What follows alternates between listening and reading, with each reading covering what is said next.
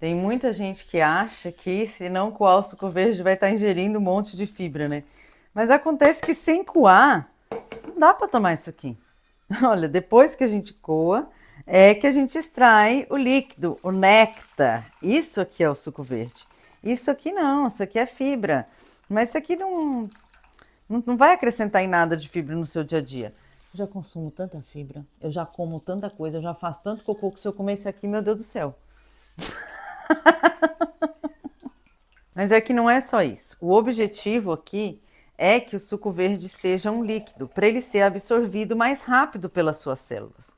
É o primeiro alimento que você está colocando para dentro do seu corpo. E existe uma explicação, sabia? A gente está lendo ali no livro Comer para Não Envelhecer, e esses são os ingredientes recomendados para cuidados com a pele. Então, meu amor, se você não quer ter rugas, quer ter uma pele igual de tia Terezinha, suco verde.